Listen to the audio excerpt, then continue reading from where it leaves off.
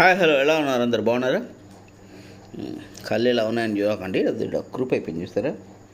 మొత్తం పెయిన్ అయిపోయి ఉండడం వల్ల మొత్తం రుద్దుకుంటున్నట్లు అయిపోయినాయి అంత కళ్ళు. ఈ పవన్ కళ్యాణ్ అనే వ్యక్తి గురించి కొంచెం మాట్లాడదానికి వచ్చాను. నాకు తెలిసి నాకు కొంచెం అనాలిసిస్ చేశాను. ఈ మనిషి మన మాట్లాడే విషయం ఎలా ఉంటుందో చెప్తాను ఒకసారి.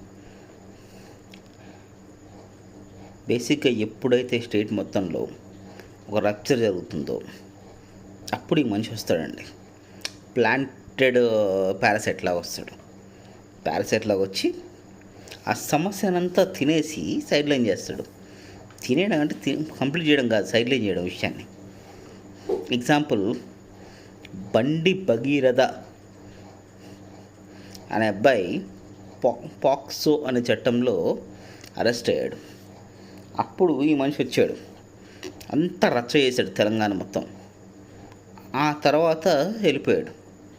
ఈ గ్యాప్లోనే బండి భగీరథ బెయిల్ మీద బయటకు వచ్చాడు. మీకు అర్థమవుతుందని చెప్పింది. కొంచెం మంది అది ఇంటం బెయిలు తొక్కతోలు మాట్లాడచ్చు. చంద్రబాబు నాయుడు గారు బెయిల్ మీదనే వచ్చాడు. ఏంది హెల్త్ బాగాలేదని ఒకసారి జస్ట్ ఒక ట్రీట్మెంట్ కోసం అని. మళ్ళీ ఇప్పుడు వెళ్ళాడా? మనకు తెలియని విషయాలు దరిద్రాలన్నీ.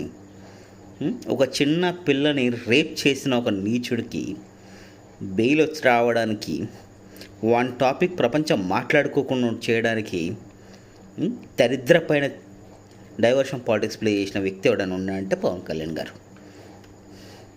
ఈరోజు మరో దరిద్రం, ఒక పిల్లవాడిని తీసుకెళ్ళి చంపేసి శవాన్ని కూడా గల్లంత చేసిన ఒక దరిద్రపైన వ్యక్తి గురించి చర్య జరుగుతుంటే, వానికి కారణం ఇవ్వడానికి రచ్చ జరుగుతుంటే దాన్ని డైవర్ట్ చేయడానికి మళ్ళీ వచ్చి పిచ్చి పిచ్చి మాటలు మాట్లాడి వాళ్ళ పార్టీ వాళ్ళతో మాట్లాడి దాని కులం అనే గజ్జ అంటించి మళ్ళీ దరిద్రం చేస్తున్నాడు. ఈ మాత్రం దానికన్నా వచ్చిపోయే వాళ్ళ ఒంటేలు తాగితే సరిపోద్ది కదా సార్, ఎందుకు ఈ దరిద్రం? అంతే అనిపిస్తుంది నాకైతే. దేనికోసం నీచత్వం? ఒక సైడ్ ఏమో చిన్నపిల్లని రేప్ చేసిన వాడికి సపోర్టరా, ఇంకో సైడ్ ఏమో పిల్లోని చంపి శవం కూడా దొరకకుండా చేసిన వాడికి సపోర్టరా. ఏంటి సార్ ఇది? ఇంత దరిద్రం కోసం రాజకీయాల్లోకి రావడం? దీనికన్నా సినిమాల్లో ఉంటే అయిపోయేదిగా.